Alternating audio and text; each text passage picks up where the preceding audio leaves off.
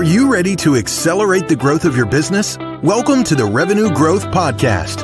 This is the place for business owners, sales leaders, and marketing professionals to get ideas and inspiration to drive exponential revenue growth. Each week, you'll get actionable insights from the world's leading marketing and sales thought leaders and practitioners. Are you ready to grow? Let's join our host, Daryl Amy, author of Revenue Growth Engine.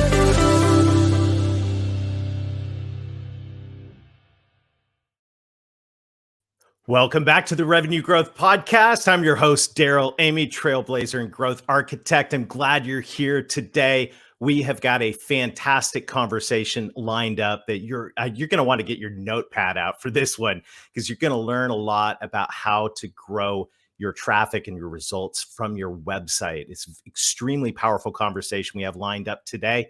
And it's going to be fantastic. By the way, I want to say a huge thank you to everybody that is out there right now. It's amazing. We're already in September as this is being recorded. We're about to head into the fourth quarter. This is the time that we've got to drive and thrive and move into the rest of the year. And I just want to say a huge hats off to everyone who is working hard in sales, in marketing, driving to make sure we finish this year strong. And our commitment to the Revenue Growth Podcast is to bring you ideas to help you grow faster. I want to say a huge thank you to our friends at Selling from the Heart. You know, I get to co-host the Selling from the Heart podcast, but because of that, we're actually launching the 2021 Trust Building Challenge. It's coming your way October 4th through 8th. Why a trust building challenge, Daryl? Here's the answer. I believe the number one issue facing sales and marketing professionals right now is trust. It's the big roadblock. So we've decided to bring some of the best people. Larry and I asked the question, who would we like to coach us in building trust? So go to 2021trustchallenge.com right now. I'm going to scroll it across the bottom of the screen and check out the roster of professionals that are going to be coaching us on how to build trust faster and how to sustain trust. And whether you're in sales or marketing or own a company, you're absolutely going to appreciate the content in this challenge. It's going to be 12 to 1 Eastern every day that first week in October, first week in the fourth quarter. Great way to start the fourth quarter strong. Bring your whole sales team, and we'll look forward to seeing you there. Wow, we have got a great episode lined up today. This is going to be hyper practical and extremely powerful in helping you grow your business. Our guest today, Michael Buzinski, is the CEO of Buzzworthy Integrated Marketing. He is a lifelong entrepreneur. He's a digital marketer. He's a thought leader and an author. And you start looking at this guy's accolades. He's got it going on. He's recognized all over the place, including being a visionary marketer by the American Marketing Association. And he is really dedicated to helping entrepreneurs avoid the time drain and frustration of managing digital marketing campaigns. So we're going to call him Buzz because that's what he likes to be called. He's the author of The Rule of 26. So Buzz, welcome to the Revenue Growth Podcast. It's great to have you here, man. What's up? What's going on? Not much, man. Living life, living the dream. Hey, congratulations, by the way, on achieving international best-selling status on The Rule of 26. That is super exciting. And it's so great to see your message getting traction out there in the marketplace. And, this is a time right now where I think a lot of business owners and also sales professionals, sales leaders who are tasked with marketing are really scratching their heads about what are we supposed to do with our website? How do we make this thing more productive? And the Rule of 26 is a really practical explanation of how to do that. So would you be kind enough, unpack what is the Rule of 26? What's with this number? Sure. So the Rule of 26 is basically the shortcut of shortcuts when it comes to creating a website marketing strategy. Most service-centric businesses struggle with their website marketing because they have nowhere to start. And so a lot of agencies struggle for the first 90 days because they have to do that research for their clients. When I found a way to basically just cut to the chase, what's the fewest amount of key performance indicators or KPIs that we can focus on that'll do the most revenue needle moving, right? And so the rule Love of it. 26 is a mathematical rule. And so basically, when you increase your unique traffic to your website by 26%, and then increase your conversion rate by 26%, and increase your average revenue per client by 26%, you get a compounded effect of a 100% increase in revenue from your website. Love it. Love it. Oh, how simple and practical. And so this is great. And by the way, this is all in the book, The Rule of 26. And stay tuned. You're going to hear a real cool special offer later There you go. on it. There's the book. Look at that. You're Boom. looking good, man. Thank you, Looking sir. really cool. So, well, let's unpack this. There's three Okay. things we need to do. The first is you got to increase your web traffic by 26%. Sounds great, Buzz, but how do I do that? How do I do that? Where do you get started? Where do you coach? You people get to started. start? Yeah. So the book actually, the majority of the book is that. Like, I don't beat around the bush about the rule of 26 and play a cat and mouse game with you. It's actually a shook. So it's only like 117 pages long because I promise not to waste your time. Right. Read it on a we're plane. busy. Yeah. Yep. Oh, you can read it. Said most people are reading it within 3 hours. And then they go back and unpack it. But but some of the real easy stuff that we talk about in the book, and I talk about in the book, is the networking that we do as individuals, human beings talking to other human beings throughout their day. They forget to push people to their website. There's so much information that you've spent blood, sweat, and tears to get perfect on your website. And you don't always have the time to unpack that in a networking event. And so one of the tactics that I shared is something that I did myself, which is actually put my website and my company name on a pen. And I took my pen. I take pens with me everywhere. And when I go to sign a bill, I leave the pen. I'll even swap out. Everybody gets a pen. Somebody asks if you have an extra pen, and then I say keep it, and it's there. And you just keep a couple in your jacket pocket, and it goes. And for me, I was in a town of about 370,000 people. Within 16 months, I started seeing my pen circulating in places I'd never been before. I think I love that. Actually, that's so clever because it's such guerrilla marketing, right? It's taking something that's so old school, right? So old school, a pen. By the way, it costs you next to nothing, and then integrating that with the web. And so you actually saw increase in traffic on your web from handing out pens. And the key was, one is make it a good pen. So I made it a tri-sided Bic pen, something somebody would hold on to because it's got that ergo feel to it. One side had the name of the business, the other side had a name of the slogan, and the other had just my website, not the phone number, just the website. Because nobody's just going to call, oh, your slogan's cool, I'll just give you a call. No. And when they ultimately will lose the pen. That's how they get circulated so widely. You're going to remember that URL a lot faster than you are going to remember a phone number. That's really cool. What else are you coaching folks to increase web traffic? So a lot of people spend a lot of time on social media. And as much as social media is a part of digital marketing and people can't ignore it, they try to use it as their traffic, organic social media as a traffic tool. And I have found, and in research has shown, is that organic social media is only 1/7 as profitable as organic search engine marketing, right? And so I preach SEO because, one, it's a long game. I have a website that I built back in 2012. We stopped having to deal with it because we're not changing anything with it anymore. In 2015, it still gets 2 to 3 forms filled out per week. And so it's long lasting. The effects can be long lasting. Well, that brings up a good question. It's kind of a little bit of a sidebar and detour here, but I think it's a really important question that I was wanting to ask you is, we're here now in 2021. How are you seeing SEO changing as we're moving now? Obviously this isn't anything new. Lots of people are competing for that space, probably more than ever times 100,000, right? I mean, Right. there's everybody, 10, 15 years ago, you could do SEO and get results pretty quickly. There's a lot of competition now. Where do you see what's changing, what's working, what's in, what's out in from your perspective on search placement? I think that organic search marketing is coming down to authenticity. And it's one of the reasons I really focus on service centric businesses, Mhm. because that's where you can really hone in on the individuality of each business owner.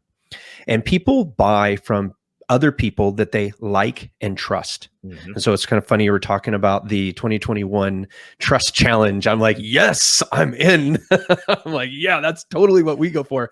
Come And on, absolutely. yeah, and so with search engine marketing, it's the same concept. I mean, Mhm. so many SEOs will be out there that they look at the fundamentals and they forget about the marketing. So they're Mhm. looking at speed loads for their website, keyword densities, and all these things that are technical. But Mhm. in the end, if you market yourself and really establish your new unique selling position properly and how you are uniquely fitted to solve the problem that people are looking for, you're going to win, period. And you're going to do it with a lot less traffic than other people, because you're Mm. going to target those keywords to the people who you really want to connect with. And so one of the things that I always tell people is niche down to your perfect client and then talk to them directly. We were talking about Donald Miller in Backstage and Mhm. having that story brand and Mhm. starting your website with your story brand uh, a statement. Be very specific. It's on mine. We simplify website marketing, and then we talk about the fact that most companies struggle with getting predictable, profitable revenue from their website. And so we Yeah. solve that with the rule of 26 and our tools. And so I think that that's the secret, is to be you, try not to be everything to everyone, and be very specific who you want to serve. Well, that's music to my ears, and I'm a firm believer in the power of understanding your ideal client. It focuses your sales efforts, and it focuses your message, it focuses your marketing. Everything focuses when you understand that you're not trying to sell to everyone. Another friend we were talking about in the pre-show is Mike McAllowitz, right? We're Oh, huge yes. fans of Mike, and Yes. in the Pumpkin Plan, right? Like the Right. famous quote, "Not all clients are created equal." I know. Understand that ideal client, and I, looking at that through the lens of search engine marketing, is something that I think is often missed and overlooked by a lot of companies, because so many companies try to just be general, right? We Mm. just want to It's get the worst thing to general. do in search. I Yeah. mean, really, if you think about it, the most profitable search terms are at least 4 words long. And Hmm. the longer they are, the closer that person is to making a buying decision. So they've decided what their problem is and they decided what the solution is. They're just looking to figure out who they're going to get that problem solved with. And that's where people need to look at those. And, I run into some clients, or potential clients, I should say, because I usually have to turn them away because they have unrealistic expectations, in that they try to, oh, I want this keyword that has 135,000 uh, search volume per month. And I'm like, yeah, that's great. What happens when 1% of those people call you in a month? Can you even handle that bandwidth? Right. And 90% of the time, it's no. And so 90% of the time, I have to say no. Like, why don't we look at the search volumes that will actually help your business? Because if you can't give a predictable um, experience to your potential clients, you're going to lose so many. And that's actually worse than never talking to them ever.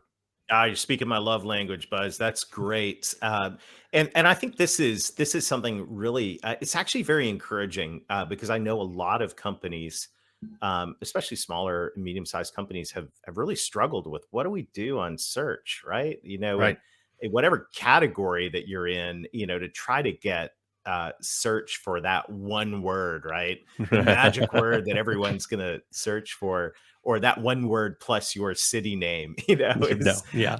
yeah. So this is very different. And what does that look like? I just want to go down this road just a little bit further for a Sure. minute. What does it look like to have an authentic voice from the perspective of Google and the search engines?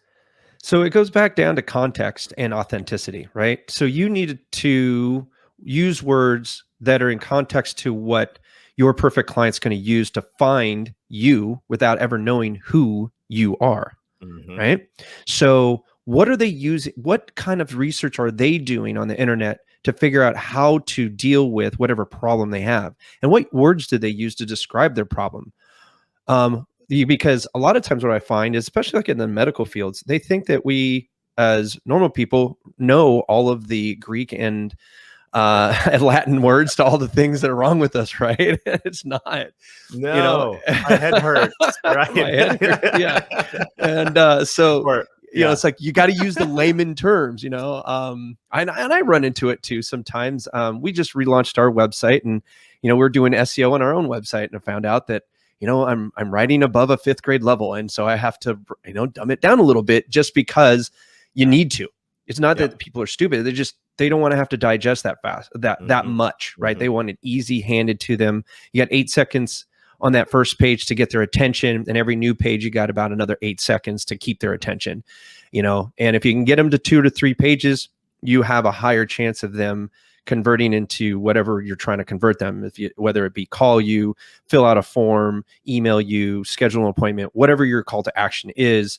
Basically, every page has to be focused on that right there. And so for the local folks, yes, obviously you're going to need to mention the fact that you live in, your office is in, say, Chicago. But what about like the different areas of Chicago, right? Because Chicago's a big place, and say you're an orthopedic surgeon, you only can handle what a section, maybe a dentist better. Dentists are usually very localized, and they only have room for so many new patients every month. So being localized, micro localized, get down to your neighborhood type of Hmm. localization, and then being specific about that. And then what type of dentistry are you really good at? Because so many dentists are such generalists, and it's like the ones who do sedation dentistry, or maybe they do root canals really well, or maybe they do veneers really well. Focus on that. You're still going to get people come in and get their teeth cleaned. Don't get don't get me wrong. But if you Hmm. focus on what your most profitable and most rewarding service is for you as a business owner, as a service provider, you're always going to win every time. Well, so we got to get off this topic of root canals because we're losing the audience. But that's really good insight on this, and I think it's a good thing to think about aligning. Once you've built your ideal client profile and you really focus that in, how can you make sure that the message on your website is really aligned with that, the exact words that they're using? It's one of the reasons I'm a big fan of interviewing ideal clients, because they'll tell you the words to say, right? Hmm. They'll use Yeah. their language. That's so good. So good. Well, so 26, rule of 26, first rule of 26, grow web traffic by 26%. Uh-huh. Second rule of 26 is around conversion, right? Am I paying Right. attention? Yes, you are doing All a very right. good job. And we've already kind of we already really touched on a lot of that, right? We're talking about keeping their attention, Hmm. getting their attention within 8 seconds, getting them to do something on that first page, and getting them to do something on the second page if needed, so that they can convert, right? And I have a great story that I share a lot with the dentist. Actually, it's kind of funny that it's going to segue to that, No more root but canals, right? no more root canals. Okay. Actually, it was This is a root canal free free show, zone. There you go. everybody, Yes. just so you know. So I was working with a dentist, and they had a good website, but for some reason they noticed that everybody was going to the meet the doctors page and then leaving. And so we went back to it, and we found out that, oh, this is the only page that doesn't have a call to action. Oh. And so we went ahead and put a call to action that followed the content down with it and the sites, and it increased their overall conversions by 300% within about 45 days. Oh, wow. Yeah, it Very, very was meaningful. just something as simple as that. So conversion optimization is an art and a science, and it is all, both of them, they're fuzzy, right? Because what works for one, say, lawyer, does not necessarily work for the other, especially if they have different focuses, right? And what works for a New York lawyer is not going to necessarily work for an LA lawyer because their clients are different. So you always have to look at that. We kind of go back to that story brand, kind of go back to that pumpkin plan, and everything that you've ever read about marketing, which is be very specific and talk with your potential client. Don't talk at them, right? Use you, put yourself into their shoes, and then talk that conversation. The more conversational you can get in your content and more to the point you can be, the easier it's going to read, and the easier you make it to read and segment that message, the longer they're going to be there. And the longer they're there, the more they're going to ingest your brand, and they're going to start to feel like you're right there talking to them.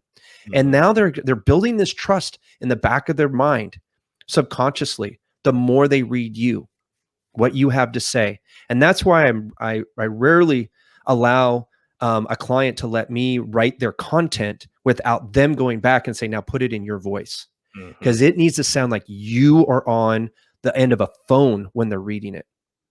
Yeah, that's awesome. That's awesome. You know, it's interesting. Over the years, Buzz, I've looked at so many different websites, and one of the things most of them have in common is they have terrible calls to action, or, you know, even worse, no calls to action. Right? Yes, Everyone those just are the thinks, worst.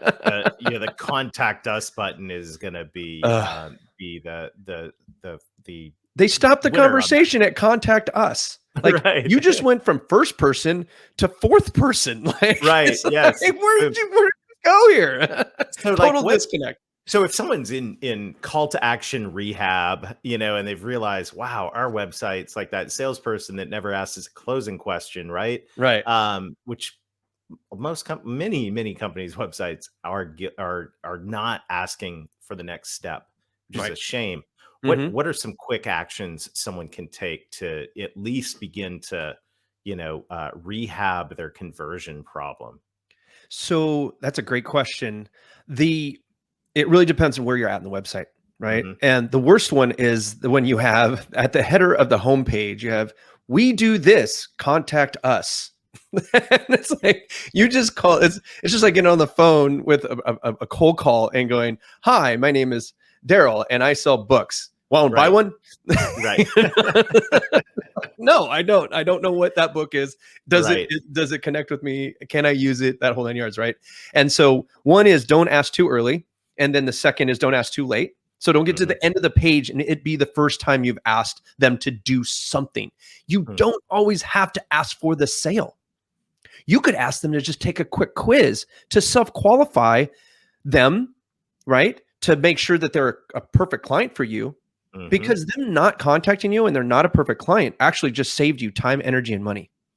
You just bring up such a great point. And how many times, we get involved in sales and marketing alignment conversations and helping companies do that. And how many times sales like, these leads are garbage. They're not qualified, right? Yeah. Because we took anybody that would please give us your email address. Hey, we got a lead, right? That's why appointment setters are such a waste of people's money. Because they get paid by the appointment. They don't get paid by the quality of the appointment. Right. And so it's like, okay, what's your close rate? Depends on the quality of the lead. That's right. If I get good leads, shoot, I got an 80%, 90% close rate. You give me garbage leads, I got a 20%, 15% close rate, right? And then the next thing is keep it conversational. So like on my website, it's like, let's get you started if it's at the end where I'm actually asking a sale, or schedule a free demo of one of our programs. That's conversation still, right? And I'm telling you what's going to happen when you click here. When you just say contact us, it's like, well, how am I calling you? Am I emailing you? Am I filling out forms? What? There's confusion. And once you confuse your user, you lose them. So you spend all this time building this trust and likability, and then you waste it by just being cold in this button of nothingness. The button of nothingness. You heard it here first, folks. The button of nothingness. You got it, buddy. I love it. Okay, so we got 26% increase in traffic, 26% increase in conversion rate, 26% increase in revenue per transaction. Did I get that right? Average revenue per client. Because in service centric, we're not always in one transaction, right? We could have a retainer-based business. Beautiful. We could have ongoing consulting going on, coaching where you get coached once here, but then maybe over here you get cross-sold for another coaching program. Services that you have that have maintenance to them. So if you're like an HVAC person, how many times are you going to see that person in a year? And in the book, we talk about 1 year. So you could look at lifetime revenue, but let's just keep it to 1 year. Let's keep it simple. You're going to find that about me. The longer you talk to me, the more I try to keep things as simple as possible, because who has time to figure out the lifetime? Like, okay, let's just start with these next 12 months. Okay. Yeah, 1 year. And so the biggest thing that I find is that professionals, service-based professionals, don't even charge enough. And so we increase what they're actually charging for. And then if it's not what they're charging, it's what they're offering. Yeah. Because a lot of people think, well, I gotta get them in really cheap so that then I can prove myself, and then we can go up this value ladder, which is fine as long as the next step is the profitable step for you. Because that first step of the value ladder, it's a lead generation step. I get it. But that second one, you have to be stepping right into profitability, because if you've got to prove yourself 3 times before you're profitable, you're going to be a miserable business owner. I know, because I did it for 15 years. I had a creative agency, multi-7-figure creative agency, 25 employees, 13,000 square foot facility, blah, blah, blah, blah, blah, blah, blah. I was successful, right? No, I was miserable. And what was the one thing that I could have changed? What we charged. We never charged correctly.